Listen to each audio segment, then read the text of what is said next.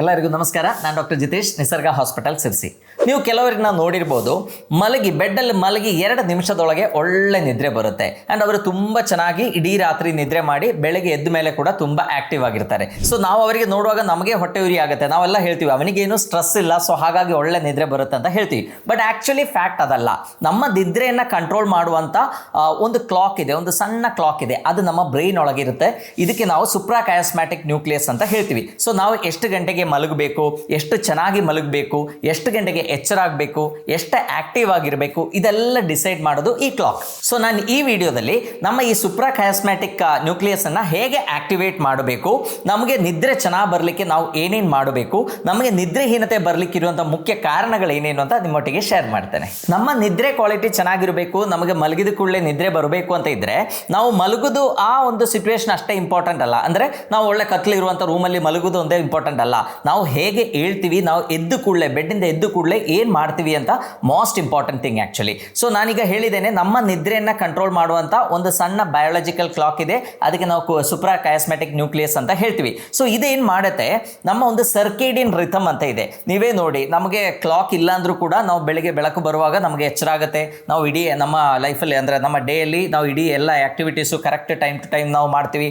ರಾತ್ರಿ ಬಂದಾಗ ನಮಗೆ ಅದು ಗೊತ್ತಾಗಿಲ್ಲ ಅಂದರೂ ಕೂಡ, ನಮ್ಮದು ಕ್ಲೋಸ್ ರೂಮಲ್ಲಿ ಇದ್ದರೂ ಕೂಡ ನಮಗೆ ಆಟೋಮ್ಯಾಟಿಕ್ಲಿ ನಿದ್ರೆ ಕೂಡ ಬರುತ್ತೆ. ಸೊ ಇದೆಲ್ಲ ಕಂಟ್ರೋಲ್ ಮಾಡೋದು ನಮ್ಮ ನಿದ್ರೆ ಕ್ವಾಲಿಟಿ, ನಮ್ಮ ನಿದ್ರೆ ಟೈಮಿಂಗನ್ನು, ನಮ್ಮ ಬಾಡಿಯಲ್ಲಿ ಎಷ್ಟೋ ಹಾರ್ಮೋನ್ಸ್ ಪ್ರೊಡಕ್ಷನ್ ಆಗೋದನ್ನ, ನಮ್ಮ ಬಾಡಿ ಟೆಂಪರೇಚರ್ನ, ಇದೆಲ್ಲ ಕಂಟ್ರೋಲ್ ಮಾಡೋದು ಈ ಬಯಾಲಜಿಕಲ್ ಕ್ಲಾಕ್. ಸೊ ನಾವು ಎದ್ದು ಕೂಡಲೇ ನಾವು ಕೆಲವು ಪ್ರೊಸೀಜರ್ಸ್ ಮಾಡಲಿಲ್ಲ ಅಂದರೆ ಏನಾಗುತ್ತೆ, ನಮ್ಮ ಈ ಕ್ಲಾಕ್ ಏನಿದೆ, ಈ ನ್ಯೂಕ್ಲಿಯಸ್ ಏನಿದೆ, ಅದು ಸರಿಯಾಗಿ ಆಕ್ಟಿವೇಟ್ ಆಗಲ್ಲ. ಸೊ ಅದು ಸರಿಯಾಗಿ ಆಕ್ಟಿವೇಟ್ ಆಗಿಲ್ಲ ಅಂದರೆ ಏನಾಗುತ್ತೆ, ನಮ್ಮ ರಾತ್ರಿ ನಮ್ಮ ನಿದ್ರೆಗೆ ಅದು ಅಡ್ವರ್ಸ್ಲಿ ಎಫೆಕ್ಟ್ ಆಗುವಂಥ ಸಾಧ್ಯತೆ ಇದೆ. ಸೊ ನಾವು ಎದ್ದು ಕೂಡಲೇ ಫಸ್ಟ್ ಆ್ಯಂಡ್ ಫಾರ್ಮೋಸ್ಟ್ ಏನು ಮಾಡಬೇಕು ಅಂದರೆ, ನಾವು ಹೊರಗಡೆ ಹೋಗಿ ಆ ಬಿಸಿಲು ಏನಿದೆ, ಬೆಳಿಗ್ಗೆ ಆ ಮಾರ್ನಿಂಗ್ ಸನ್ಲೈಟ್ ಏನಿದೆ, ಅದಕ್ಕೆ ನಾವು ಎಕ್ಸ್ಪೋಸ್ ಆಗಲೇಬೇಕು. ಸೊ ಆ ಎಕ್ಸ್ಪೋಸ್ ಆದಾಗ ಏನಾಗುತ್ತೆ, ನಾವು ಕಣ್ಣು ಬಿಟ್ಟು ನಾವು ಸನ್ಲೈಟ್ ನೋಡುವಾಗ ಏನಾಗುತ್ತೆ, ನಮ್ಮ ಕಣ್ಣೊಳಗೆ ಇರುವಂಥ ರೆಟಿನ ಥ್ರೂ ಆ ಸನ್ಲೈಟ್ ಪಾಸ್ ಆಗಿ ಅದು ನಮ್ಮ ಈ ಬ್ರೈನಲ್ಲಿ ಇರುವಂಥ ಈ ಸುಪ್ರಾಕಯಾಸ್ಮ್ಯಾಟಿಕ್ ನ್ಯೂಕ್ಲಿಯಸ್ ಏನಿದೆ ಅದನ್ನು ಸ್ಟಿಮ್ಯುಲೇಟ್ ಮಾಡುತ್ತೆ. ಸೊ ಅದು ಸ್ಟಿಮ್ಯುಲೇಟ್ ಆದ ಕೂಡಲೇ ನಮ್ಮ ಬಾಡಿಗೆ ಅದೊಂದು ಸಿಗ್ನಲ್ ಪಾಸ್ ಮಾಡುತ್ತೆ. ಅಂದರೆ ನೀವು ಬೆಳಿಗ್ಗೆ ಆಯಿತು, ಇನ್ನು ನೀವು ಅಲರ್ಟ್ ಆಗಿರಬೇಕು ಅಂತ ಒಂದು ಸಿಗ್ನಲ್ ಪಾಸ್ ಮಾಡುತ್ತೆ.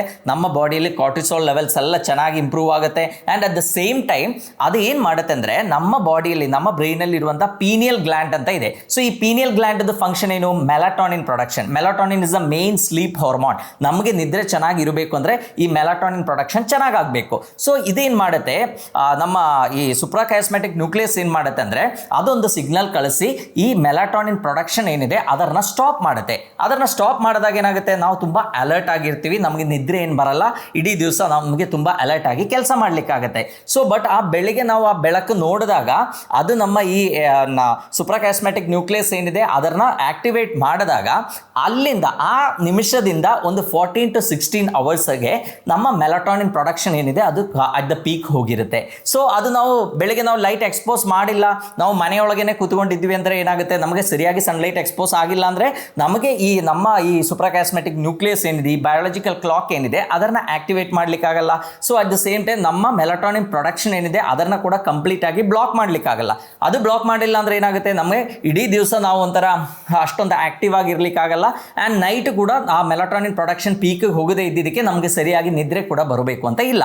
ಸೊ ಹಾಗಾಗಿ ಬೆಳಗ್ಗೆ ಎದ್ದು ಕೂಡಲೇ ನೀವು ರೂಮ್ ಒಳಗೆ ಇರೋದು ಬಿಟ್ಟು ಇಮಿಡಿಯೇಟ್ಲಿ ಹೊರಗಡೆ ಬಂದು ಆ ಎಳೆ ಬಿಸಿಲು ಏನಿದೆ ಅದರಲ್ಲಿ ಸ್ವಲ್ಪ ಹೊತ್ತು ನಾವೆಲ್ಲ ನಮ್ಮ ನೇಚರ್ನ ಎಂಜಾಯ್ ಮಾಡಿದರೆ ಏನಾಗುತ್ತೆ, ನಮ್ಮ ಆ ಸನ್ಲೈಟ್ ಏನಿದೆ ಅದು ಒಳಗಡೆ ಹೋಗಿ ನಮ್ಮ ಈ ನ್ಯೂಕ್ಲಿಯಸನ್ನು ಸ್ಟಿಮ್ಯುಲೇಟ್ ಮಾಡಿ ನಮ್ಮ ಮೆಲಾಟೋನಿನ್ ಪ್ರೊಡಕ್ಷನ್ನ ಸ್ಟಾಪ್ ಮಾಡಿ ನಮ್ಮ ಬಾಡಿಯನ್ನು ಫುಲ್ ಅಲರ್ಟ್ ಆಗಿರಲಿಕ್ಕೆ ರೆಡಿ ಮಾಡುತ್ತೆ. ಸೊ ಆ್ಯಂಡ್ ಅದೇನಾಗುತ್ತೆ, ನಾನು ಹೇಳಿದ್ದೇನೆ, ಆ ನಿಮಿಷದಿಂದ ಒಂದು 14 to 16 ಅವರ್ಸಲ್ಲಿ ನಮ್ಮ ಈ ಮೆಲಾಟೋನಿನ್ ಪ್ರೊಡಕ್ಷನ್ ಏನಿದೆ ಮ್ಯಾಕ್ಸಿಮಮ್ ಆಗುತ್ತೆ. ಸೊ ರಾತ್ರಿ ನಾವು ಬೆಳಿಗ್ಗೆ ಒಂದು 6 ಗಂಟೆಗೆ ನಾವು ಎದ್ದರೆ ರಾತ್ರಿ ಒಂದು 8 ಗಂಟೆ 9 ಗಂಟೆ 10 ಗಂಟೆ ಆಗೋ ತನಕ ನಮ್ಮ ಮೆಲಾಟೋನಿನ್ ಏನಿದೆ ಅದು ಮ್ಯಾಕ್ಸಿಮಮ್ ಆಗಿರುತ್ತೆ. ಆ್ಯಂಡ್ ಆವಾಗ ನಮಗೆ ಒಳ್ಳೆ ಕ್ವಾಲಿಟಿ ಸ್ಲೀಪ್ ಕೂಡ ಸಿಗುತ್ತೆ. ಸೊ ಹಾಗಾಗಿ ಎಲ್ಲರೂ ಕೂಡ ಎದ್ದು ಕೂಡಲೇ ರೂಮ್ ಒಳಗೇನೆ ಟೈಮ್ ಸ್ಪೆಂಡ್ ಮಾಡದೆ ತಾಸುಗಟ್ಟಲೆ ಬೆಡ್ಡಲ್ಲೇ ಕೂತ್ಕೊಳ್ಳೋದು ಬಿಟ್ಟು ಇಮ್ಮಿಡಿಯೇಟ್ಲಿ ಹೊರಗಡೆ ಬಾಲ್ಕನಿಗೆ ಹೋಗಿ ಒಂದು 5 ರಿಂದ 10 ನಿಮಿಷ ಆದರೂ ನೀವು ಆ ನೇಚರ್ನ ಎಂಜಾಯ್ ಮಾಡಿ. ಅದು ನಿಮ್ಮ ಸ್ಲೀಪ್ ಮೇಲೆ ತುಂಬ ಒಳ್ಳೆಯ ಒಂದು ಪರಿಣಾಮವನ್ನು, ಅಂದರೆ ಒಳ್ಳೆ ನಮ್ಮ ಸ್ಲೀಪ್ ಕ್ವಾಲಿಟಿ ತುಂಬ ಚೆನ್ನಾಗಿ ಇಂಪ್ರೂವ್ ಆಗಲಿಕ್ಕೆ ಅದು ಹೆಲ್ಪ್ ಮಾಡುತ್ತೆ. ಸೊ ನಮ್ಮ ನಿದ್ರೆ ಚೆನ್ನಾಗಿ ಆಗಬೇಕು ಅಂದರೆ ನಮಗೆ ಗೊತ್ತು, ನಮ್ಮ ಬಾಡಿಯಲ್ಲಿ ಈ ಮೆಲಾಟೋನಿನ್ ಪ್ರೊಡಕ್ಷನ್ ಏನಿದೆ ಅದು ತುಂಬ ಚೆನ್ನಾಗಿ ಆಗಬೇಕು. ಆ್ಯಂಡ್ ಮೆಲಾಟೋನಿನ್ ಪ್ರೊಡಕ್ಷನ್ ಮೇನ್ಲಿ ಆಗೋದು ಪೀನಿಯಲ್ ಗ್ಲ್ಯಾಂಡಲ್ಲಿ ಇದ್ದರೂ ಕೂಡ ಅದರದೊಂದು majority about 90% of the melatonin precursor, ನಾವು ಇದಕ್ಕೆ ಸೆರಟೋನಿನ್ ಅಂತ ಹೇಳ್ತೀವಿ, ಅದು ಪ್ರೊಡ್ಯೂಸ್ ಆಗೋದು ನಮ್ಮ ಹೊಟ್ಟೆಯಲ್ಲಿ. ಸೊ ಹಾಗಾಗಿ ಯಾರಿಗೆ ಹೊಟ್ಟೆ ಸಮಸ್ಯೆ ಇದೆಯೋ, ಯಾರಿಗೆ IBS ಪ್ರಾಬ್ಲಮ್ ಇದೆಯೋ, ಯಾರಿಗೆ ಸಿವಿಯರ್ ಆಸಿಡಿಟಿ ಇಶ್ಯೂಸ್ ಇದೆಯೋ, ಯಾರಿಗೆ ತುಂಬ ಬವಲ್ ಇರ್ರೆಗ್ಯುಲಾರಿಟೀಸ್ ಇದೆಯೋ, ಅಂದರೆ ಈ ಥರ ಸಮಸ್ಯೆಗಳು ಇದ್ದವರಿಗೆ ಯೂಶಲಿ ಅವರದ್ದು ಗಟ್ ಹೆಲ್ತ್ ಏನಿದೆ ಅದು ಅಷ್ಟು ಚೆನ್ನಾಗಿರಬೇಕು ಅಂತ ಇಲ್ಲ. ಅಂದರೆ ನಮ್ಮ ಗಟ್ಟೊಳಗೆ, ನಮ್ಮ ಜೀರ್ಣಾಂಗ ವ್ಯೂಹದ ಒಳಗೆ ಇರುವಂಥ ಎಷ್ಟೋ millions and millions of bacteria ಇರುತ್ತೆ. ಸೊ ಅದು ಚೆನ್ನಾಗಿದ್ರೆ ಮಾತ್ರ ಈ ಮೆಲಟಾನಿನ್ದು ಪ್ರಿಕರ್ಸರ್ ಆಗಿರುವಂಥ ಸೆರಟಾನಿನ್ ಪ್ರೊಡಕ್ಷನ್ ಚೆನ್ನಾಗಾಗುತ್ತೆ. ಸೊ ಅದಕ್ಕೆ ಎಷ್ಟೋ ಆಂಗ್ಸೈಟಿ ಪೇಷಂಟ್ಸ್ಗೆ ನೀವು ನೋಡಿ, ಯಾರಾದರೂ ಸಿವಿಯರ್ ಆಸಿಡಿಟಿ ಪೇಷಂಟ್ ಇರ್ಬೋದು ಅಥವಾ ಸಿವಿಯರ್ IBS ಪ್ರಾಬ್ಲಮ್ ಇರೋರು ಇರ್ಬೋದು. ಸೊ ಅವರಿಗೆ ಇಲ್ಲ, ಕೆಲವ್ರಿಗೆ ತುಂಬ ಈ ಹೊಟ್ಟೆ ಉಬ್ಬರ ಬರೋರು ಇರ್ಬೋದು. ಅವರಿಗೆಲ್ಲ ನಾವು ಕೇಳುವಾಗ ಕಾಮನ್ ಆಗಿ ತುಂಬ ಜನ ಹೇಳ್ತಾರೆ, ಸರ್ ನನಗೆ ನಿದ್ರೆ ಚೆನ್ನಾಗಿ ಬರಲ್ಲ ಅಂತ ಹೇಳ್ತಾರೆ. ಸೊ ಇದಕ್ಕೆ ಮುಖ್ಯ ಕಾರಣ ಏನು ಅಂದರೆ ಅವರ ಹೊಟ್ಟೆಯಲ್ಲಿ ಈ ಥರ, ಅಂದರೆ ನಮ್ಮ ನಿದ್ರೆಗೆ ಬೇಕಾಗಿರುವಂಥ ಮೆಲಟಾನಿನ್ ಪ್ರೊಡಕ್ಷನ್ಗೆ ಬೇಕಾಗಿರುವಂಥ ಒಳ್ಳೆ ಬ್ಯಾಕ್ಟೀರಿಯಲ್ ಫ್ಲೋರಾ ಇಲ್ಲ, ಅದು ಕಡಿಮೆ ಇದೆ. ಸೊ ಹಾಗಾಗಿ ಏನಾಗುತ್ತೆ, ಅವರಿಗೆ ನಿದ್ರೆ ಸಮಸ್ಯೆ ಬರುವಂಥ ಸಾಧ್ಯತೆ ಇದೆ. ಸೊ ನಮ್ಮ ನಿದ್ರೆ ಚೆನ್ನಾಗಿರಬೇಕು ಅಂದರೆ ನಮ್ಮ ಹೊಟ್ಟೆ ಕೂಡ, ನಮ್ಮ ಗಟ್ ಕೂಡ ತುಂಬ ಚೆನ್ನಾಗಿರಬೇಕು. ಅದಕ್ಕೆ ಒಳ್ಳೆ ಬ್ಯಾಕ್ಟೀರಿಯಾ ಫ್ಲೋರಾ ನಮ್ಮ ಹೊಟ್ಟೆಯಲ್ಲಿ ಇದ್ದರೆ ಮಾತ್ರ ನಮಗೆ ನಿದ್ರೆ ಚೆನ್ನಾಗಿ ಇಂಪ್ರೂವ್ ಮಾಡಲಿಕ್ಕೆ ಸಾಧ್ಯ. ಸೊ ಹಾಗಾಗಿ ನಾವು ಏನು ಮಾಡಬೇಕು, ನಿದ್ರೆ ಸಮಸ್ಯೆ ಇದ್ದವರಾದರೆ ಒಳ್ಳೆ ಪ್ರೋಬಯೋಟಿಕ್ಸ್ ಇರುವಂಥ ಆಹಾರಗಳನ್ನು ಸೇವಿಸಬೇಕು. ನಮ್ಮ ಹೊಟ್ಟೆಗೆ ಬೇಕಾಗಿರುವಂಥ ಒಳ್ಳೆ ಬ್ಯಾಕ್ಟೀರಿಯಾಗಳು ಇರುವಂಥ ಆಹಾರಗಳನ್ನು ಸೇವಿಸಬೇಕು. ಅದಂದ್ರೆ ಮೊಸರು ಇರ್ಬೋದು, ಅಥವಾ ನಿಮಗೆ ರೆಡಿ ಪ್ರೋಬಯೋಟಿಕ್ ಕ್ಯಾಪ್ಸೂಲ್ಸ್ಗಳೇ ಸಿಗುತ್ತೆ. ಅದನ್ನು ನಾವು ರೆಗ್ಯುಲರ್ ಸೇವಿಸಿದಾಗ ನಮ್ಮ ಗಟ್ ಕ್ವಾಲಿಟಿ, ಅಂದರೆ ಅಲ್ಲಿರುವಂಥ ಒಳ್ಳೆ ಬ್ಯಾಕ್ಟೀರಿಯಾಗಳದ್ದು ಕೌಂಟ್ ಜಾಸ್ತಿ ಆಗುತ್ತೆ, ನಮ್ಮ ನಿದ್ರೆ ಕ್ವಾಲಿಟಿ ಕೂಡ ನಿಧಾನಕ್ಕೆ ಇಂಪ್ರೂವ್ ಆಗುತ್ತೆ. ಇನ್ನೊಂದು ಮೇನ್ ರೀಸನ್ ಏನು ಅಂದರೆ, ನಿದ್ರೆ ಸಮಸ್ಯೆಗಳು ಬರಲಿಕ್ಕೆ ಮೇನ್ ರೀಸನ್ ಏನು ಅಂದರೆ ಈ ಮೊಬೈಲ್ ಯೂಸೇಜ್. ಸೊ ನಾನು ಫಸ್ಟ್ ಹೇಳಿದ್ದೇನೆ, ನಾವು ಬೆಳಗ್ಗೆ ಎದ್ದು ಬೆಳಗ್ಗೆ ಅರ್ಲಿ ಮಾರ್ನಿಂಗ್ ಸನ್ಲೈಟ್ಗೆ ಎಕ್ಸ್ಪೋಸ್ ಆದಾಗ ನಮ್ಮ ರೆಟಿನಾ ಥ್ರೂ ನಮ್ಮ ಈ ನ್ಯೂಕ್ಲಿಯಸ್ ಏನಿದೆ ಅದು ಆಕ್ಟಿವೇಟ್ ಆಗುತ್ತೆ ಅಂತ ಹೇಳಿದ್ದೇನೆ.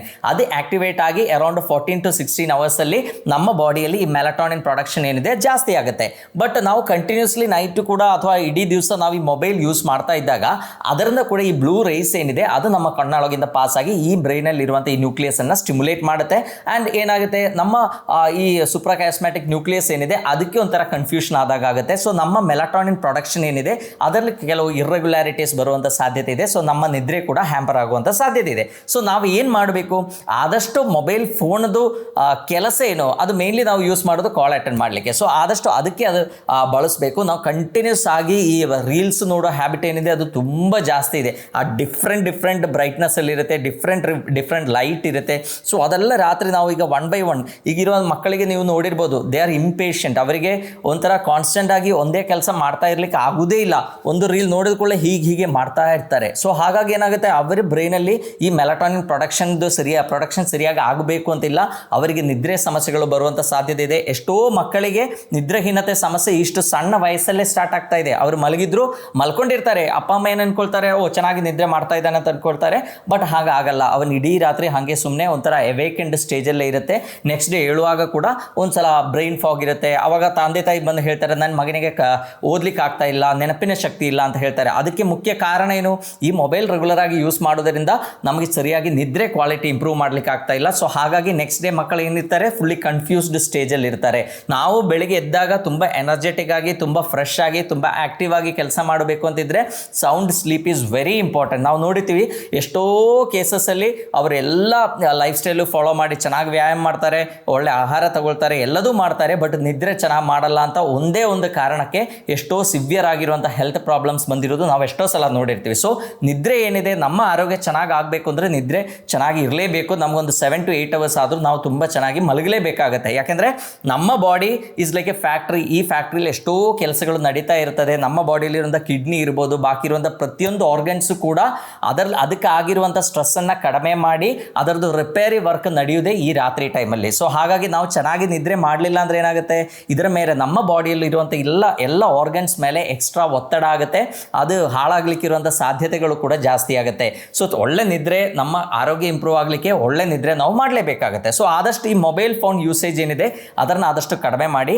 ಅಟ್ಲೀಸ್ಟ್ ರಾತ್ರಿ ಮಲಗೋಕ್ಕಿಂತ ಒಂದು 2 ತಾಸು ಮೊದಲಾದರೂ ಮೊಬೈಲನ್ನು ಸ್ವಿಚ್ ಆಫ್ ಮಾಡಬೇಕು ಅಂತ ನಾನು ಹೇಳಲ್ಲ, ಅಟ್ಲೀಸ್ಟ್ ಸೈಲೆಂಟ್ ಮಾಡಿ ಅಥವಾ ಒಂದು ಕಾಲ್ ಅಟೆಂಡ್ ಮಾಡಲಿಕ್ಕೆ ಅಷ್ಟೇ ಯೂಸ್ ಮಾಡಿ. ಸೊ ಕಂಟಿನ್ಯೂಸ್ ರೀಲ್ಸು ಅಥವಾ ವೀಡಿಯೋಸು ನೋಡ್ತಾ ಇರುವಾಗ ಏನಾಗುತ್ತೆ, ಅದು ನಮ್ಮ ನಿದ್ರೆ ಸಮಸ್ಯೆಗೆ ಮೇನ್ ಕಾರಣ ಆಗ್ಬೋದು. ಇನ್ನೊಂದು ಮುಖ್ಯ ಕಾರಣ ಏನು ಅಂದರೆ ನಮ್ಮ ಫುಡ್. ಆ್ಯಕ್ಚುಲಿ ನಾವು ರಾತ್ರಿ ತಗೊಳ್ಳುವಂಥ ಫುಡ್ ಏನಿದೆ ಅದು ಹೆವಿ ಮೀಲ್ ತಗೊಳ್ಳುವಂಥ ಹ್ಯಾಬಿಟ್ ಆಲ್ಮೋಸ್ಟ್ ಎಲ್ಲರಿಗೂ ಇದೆ. ಅಂದರೆ ನಾವು ಬೆಳಗಿನ ಟೈಮ್ ನಾವು ತುಂಬ ಬ್ಯುಸಿಯಾಗಿರ್ತೀವಿ, ಆಫೀಸಿಗೆ ಹೋಗಬೇಕು, ಆ್ಯಂಡ್ ಬಂದ ಕೂಡ ಮಧ್ಯಾಹ್ನ ಕೂಡ ನಮಗೆ ಸರಿಯಾಗಿ ಊಟ ಮಾಡಲಿಕ್ಕೆ ಆಗಬೇಕು ಅಂತಿಲ್ಲ, ಅಲ್ಲಿ ಬ್ಯುಸಿ ಶೆಡ್ಯೂಲ್ ಮಧ್ಯದಲ್ಲೆಲ್ಲಾದರೂ ಊಟ ಮಾಡ್ತೀವಿ.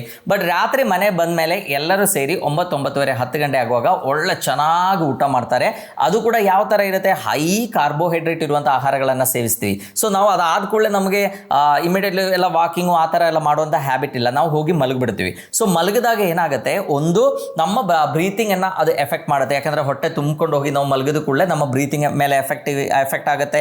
And at the same time ನಮ್ಮ ಬ್ಲಡ್ ಗ್ಲೂಕೋಸ್ ಲೆವೆಲ್ ಏನಿದೆ ಅದು ತುಂಬ ಜಾಸ್ತಿ ಆಗಿರುತ್ತೆ. ಆ್ಯಂಡ್ ರಾತ್ರಿ ಸಡನ್ ಆಗಿ ಬ್ಲಡ್ ಗ್ಲೂಕೋಸ್ ಡ್ರಾಪ್ ಆದಾಗ ಕೂಡ ನಮ್ಮ ಕ್ವಾಲಿಟಿ ಆಫ್ ಸ್ಲೀಪ್ ಏನಿದೆ ಅದು ಕಡಿಮೆ ಆಗುವಂಥ ಸಾಧ್ಯತೆ ಇದೆ, ಸಡನ್ ಎಚ್ಚರ ಆಗುವಂಥ ಸಾಧ್ಯತೆ ಕೂಡ ಇದೆ.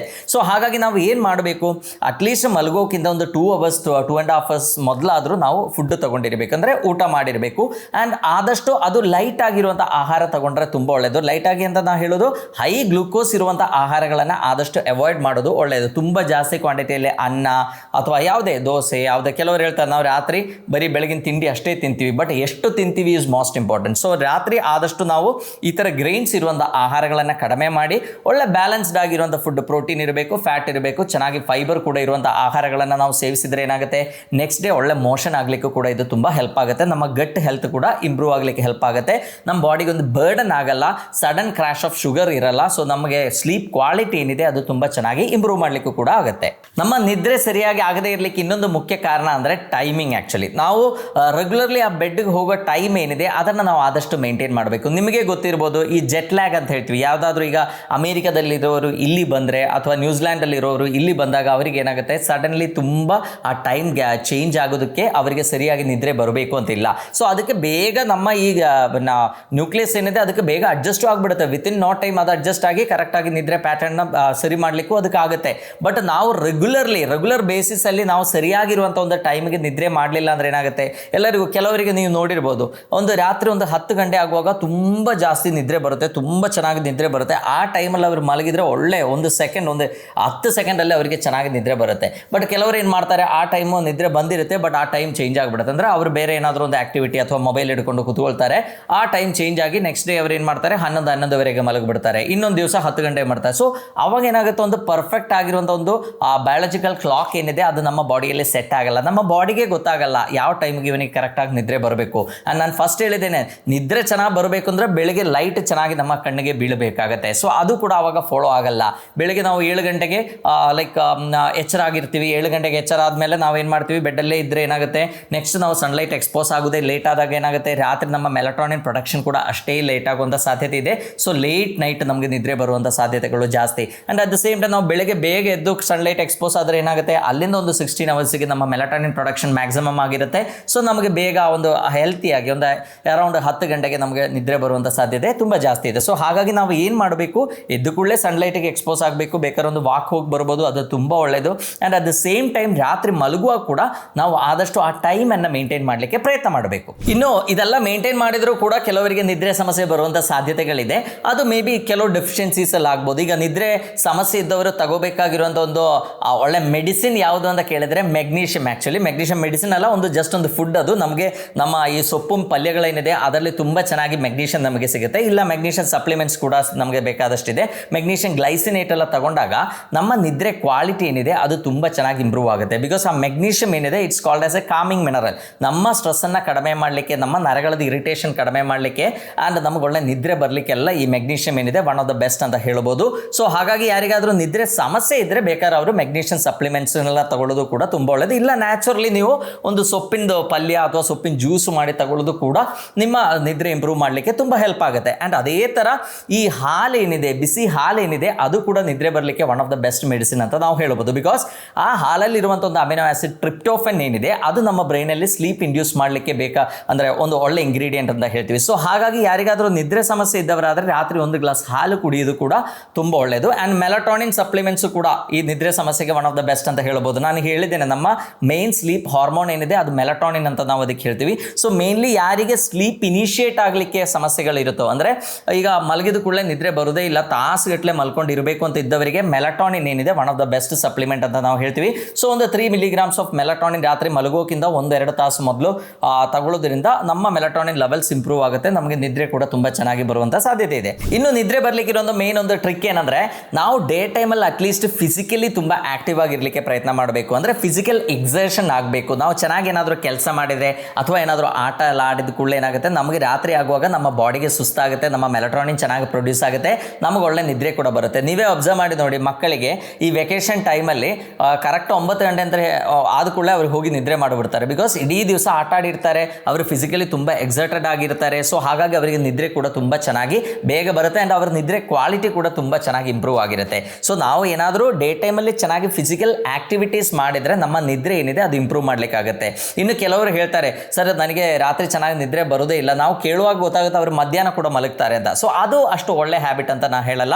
ಎಷ್ಟೋ ಸ್ಟಡೀಸಲ್ಲಿ ಮಧ್ಯಾಹ್ನ ಮಲಗೋದ್ರಿಂದ ನಮ್ಮ ಹಾರ್ಟ್ ಕಾರ್ಡಿಯಾಕ್ ರಿಸ್ಕ್ಗಳೆಲ್ಲ ಕಡಿಮೆ ಆಗುತ್ತೆ ಅಂತ ಕೂಡ ಹೇಳಿದ್ದಾರೆ.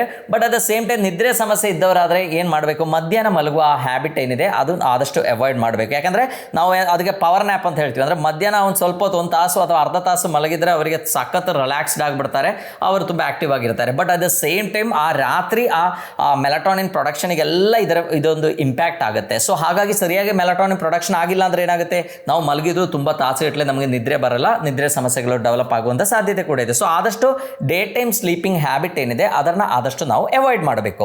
ಇನ್ನು ನಿದ್ರೆ ಸಮಸ್ಯೆಗಳು ಇದ್ದವರಾದರೆ ಅವರು ಮಲಗಲಿಕ್ಕೆ ಹೋಗೋಕ್ಕಿಂತ ಜಸ್ಟ್ ಮೊದಲು ಮೇ ಬಿ ಒಂದು 1 ಅವರ್ ಬಿಫೋರ್ ಒಂದು ಹಾಟ್ ಶವರ್ ತಗೊಳ್ಳೋದು ತುಂಬ ಒಳ್ಳೆಯದು. ಸೊ ಹಾಟ್ ಶವರ್ ತಗೊಂಡಾಗ ಏನಾಗುತ್ತೆ, ಒಂದು ನಮ್ಮ ಬಾಡಿ ಕಂಪ್ಲೀಟ್ಲಿ ರಿಲ್ಯಾಕ್ಸ್ಡ್ ಆಗುತ್ತೆ ಆ್ಯಂಡ್ ನಮ್ಮ ಮಸಿಲ್ಸಲ್ಲೆಲ್ಲ ಇರುವಂಥ ಪೇಯ್ನ್ ಎಲ್ಲ ಕಂಪ್ಯಾರಿಟಿವ್ಲಿ ಕಡಿಮೆ ಆಗುತ್ತೆ ಆ್ಯಂಡ್ ಬಾಡಿ ಕೂಡ ಸ್ವಲ್ಪ ಎಕ್ಸಾಸ್ಟ್ ಆಗುತ್ತೆ. ಸೊ ಹಾಗಾಗಿ ಅವರಿಗೆ ಮಲಗಿದಾಗ ಇಮ್ಮಿಡಿಯೇಟ್ಲಿ ನಿದ್ರೆ ಬರಲಿಕ್ಕೆ ಈ ಹಾಟ್ ಶವರ್ ಕೂಡ ಒನ್ ಆಫ್ ದ ಬೆಸ್ಟ್ ಅಂತ ನಾವು ಹೇಳ್ಬೋದು. ಆ್ಯಂಡ್ ನಾವು ಮಲಗಲಿಕ್ಕೆ ಹೋಗುವಾಗ ಕೂಡ ಆ ರೂಮ್ ಏನಿದೆ ಅದು ತುಂಬ ಚೆನ್ನಾಗಿರಬೇಕು, ಅಲ್ಲಿ ಟೆಂಪರೇಚರ್ ಕಂಪ್ಯಾರಿಟಿವ್ಲಿ ಆದಷ್ಟು ಕಡಿಮೆ ಇರಬೇಕು. ನೀವು ಫ್ಯಾನ್ ಅಥವಾ AC ಏನಾದರೂ ಬೇಕಾದರೂ ಕೂಡ ಯೂಸ್ ಮಾಡ್ಬೋದು. ಬಿಕಾಸ್ ತುಂಬ ಬಿಸಿ ಶೆಕೆ ಎಲ್ಲ ಇದ್ದಾಗ ಏನಾಗುತ್ತೆ, ನಮ್ಮ ನಿದ್ರೆ ಕ್ವಾಲಿಟಿ ಇಂಪ್ರೂವ್ ಆಗಬೇಕು ಅಂತಿಲ್ಲ. ಬಿಕಾಸ್ ನಮ್ಮ ಬಾಡಿ ಟೆಂಪರೇಚರ್ ಕೂಡ ನಾವು ನಿದ್ರೆ ಮಾಡುವಾಗ ಏನಿದೆ ಸ್ವಲ್ಪ ಕಡಿಮೆ ಆಗಿರುತ್ತೆ. ಸೊ ಒಳ್ಳೆ ಡಾರ್ಕ್ ರೂಮ್ ಕೂಡ ಇರಬೇಕು. ಏನೋ ಲೈಟ್ ಹಾಕೊಂಡು ನಾವು ನಿದ್ರೆ ಮಾಡ್ಲಿಕ್ಕೆ ಹೋದರೆ ನಮ್ಮ ನಿದ್ರೆ ಕ್ವಾಲಿಟಿ ಚೆನ್ನಾಗಿ ಆಗಬೇಕು ಅಂತಿಲ್ಲ. ಆದಷ್ಟೆಲ್ಲ ಲೈಟ್ಸು ಆಫ್ ಮಾಡಿ ತುಂಬ ಡಾರ್ಕ್ ರೂಮಲ್ಲಿ ಮಲಗೋದು ತುಂಬ ಒಳ್ಳೆಯದು. ಸೊ ಲೈಟ್ಗೂ ಡಾರ್ಕ್ನೆಸ್ಗೂ ಎಷ್ಟೊಂದು ಇಂಪ್ಯಾಕ್ಟ್ ಇದೆ ನಮ್ಮ ನಿದ್ರೆ ಮೇಲೆ ಅಂತ ನೀವೇ ನೋಡಿ. ನಮ್ಮ ಸರ್ಕೇಡಿಯನ್ ರಿಥಮ್ ಸರಿಯಾಗಿ ಆಗಬೇಕು ಅಂದರೆ light plays a very major role. So ಮಲಗಲಿಕ್ಕೆ ನಿದ್ರೆ ಚೆನ್ನಾಗಿ ಬರಲಿಕ್ಕೆ ರಾತ್ರಿ ಅಷ್ಟೇ ಇಂಪಾರ್ಟೆಂಟ್ ಅಲ್ಲ, ನಾವು ಬೆಳಿಗ್ಗೆ ಹೇಗೆ ಹೇಳ್ತೀವಿ that is a most important thing. ಬೆಳಿಗ್ಗೆ ಎದ್ದು ಕೂಡಲೇ ನಾವು ನ್ಯಾಚುರಲ್ ಲೈಟಿಗೆ ಎಕ್ಸ್ಪೋಸ್ ಆದಾಗಲೇ ನಮ್ಮ ಬ್ರೈನ್ ಆ ನಿದ್ರೆಗೆ ರಾತ್ರಿ ನಮಗೆ ಆಗ್ಲಿಕ್ಕಿರುವಂಥ ನಿದ್ರೆಗೆ ನಮ್ಮ ಬ್ರೈನನ್ನು ಪ್ರಿಪೇರ್ ಮಾಡುತ್ತೆ. ಅಂದರೆ ಅಲ್ಲಿಂದ 14 to 16 ಅವರ್ಸಲ್ಲಿ ಮೆಲಟೋನಿನ್ ಪ್ರೊಡಕ್ಷನ್ ತುಂಬ ಚೆನ್ನಾಗಾಗುತ್ತೆ, ನಮ್ಗೆ ಒಳ್ಳೆ ನಿದ್ರೆ ಬರಲಿಕ್ಕೂ ಕೂಡ ಅದು ತುಂಬ ಹೆಲ್ಪ್ ಆಗುತ್ತೆ. ಸೊ ನೀವು ನಿದ್ರೆ ಸಮಸ್ಯೆ ಇದ್ದವರಾದರೆ ಈ ಪಾಯಿಂಟ್ಸ್ಗಳನ್ನು ನೋಟ್ ಮಾಡ್ಕೊಳ್ಳಿ. ಬೆಳಿಗ್ಗೆ ಎದ್ದು ಕೂಡಲೇ ಹೊರಗಡೆ ಒಂದು ಸ್ವಲ್ಪ ಹೊತ್ತೊಂದು ವಾಕಿಂಗ್ ಹೋಗೋದು ತುಂಬ ಒಳ್ಳೆಯದು. ನಿದ್ರೆ ಸಮಸ್ಯೆ ಇದ್ದವರಾದರೆ ಮಲಗೋಕ್ಕಿಂತ 1 ತಾಸು ಮೊದಲು ಒಂದು ಬಿಸಿ ನೀರು ಸ್ನಾನ ಮಾಡೋದು ತುಂಬ ಒಳ್ಳೆಯದು. ನಿದ್ರೆ ಸಮಸ್ಯೆ ಇದ್ದವರಾದರೆ ಮೆಗ್ನೀಷಿಯನ್ ಸಪ್ಲಿಮೆಂಟ್ಸ್ ಅಂದರೆ ಮೆಗ್ನೀಷಿಯನ್ ಜಾಸ್ತಿ ಇರುವಂಥ ಆಹಾರಗಳನ್ನು ಸೇವಿಸೋದು ತುಂಬ ಒಳ್ಳೆಯದು. ಬಿಸಿ ಹಾಲು ಕುಡಿಯೋದು ತುಂಬ ಒಳ್ಳೆಯದು. ಆ್ಯಂಡ್ ಆದಷ್ಟು ನಾವು ಸ್ಕ್ರೀನ್ ಟೈಮಿಂಗನ್ನು ಕಡಿಮೆ ಮಾಡಬೇಕು. ಡಾಕ್ಟರ್ ಹೇಳಿದ್ದಾರೆ ಮೊಬೈಲ್ ಯೂಸ್ ಮಾಡಬಾರ್ದು. ಸೊ ಮೊಬೈಲ್ ಇವತ್ತಿಂದ ಯೂಸ್ ಮಾಡಲ್ಲ, ಕಂಟಿನ್ಯೂಸ್ಲಿ TV ನೋಡ್ತೇನೆ ಅಂತ ಹೇಳಿದ್ರು ಕೂಡ ಈ ಸೇಮ್ ಸಮಸ್ಯೆನೇ ಡೆವಲಪ್ ಆಗುತ್ತೆ. ಸೊ ಆದಷ್ಟು ಸ್ಕ್ರೀನ್ ಟೈಮನ್ನು ನಾವು ಕಡಿಮೆ ಮಾಡಬೇಕು ಆ್ಯಂಡ್ ನಮ್ಮ ಸ್ಲೀಪಿಂಗ್ ಟೈಮ್ ಏನಿದೆ ಅದನ್ನು ಆದಷ್ಟು ಮೇಂಟೈನ್ ಮಾಡಬೇಕು. ಒಳ್ಳೆ ಟೆಂಪರೇಚರ್ ಕಡಿಮೆ ಇರುವಂಥ ಡಾರ್ಕ್ ರೂಮಲ್ಲಿ ಮಲಗಲಿಕ್ಕೆ ಪ್ರಯತ್ನ ಮಾಡಬೇಕು. ಸೊ ಇದೆಲ್ಲ ನೀವು ಫಾಲೋ ಮಾಡಿ ಅಂತ ಹೇಳ್ತಾ ಎಲ್ಲರಿಗೂ ಧನ್ಯವಾದ.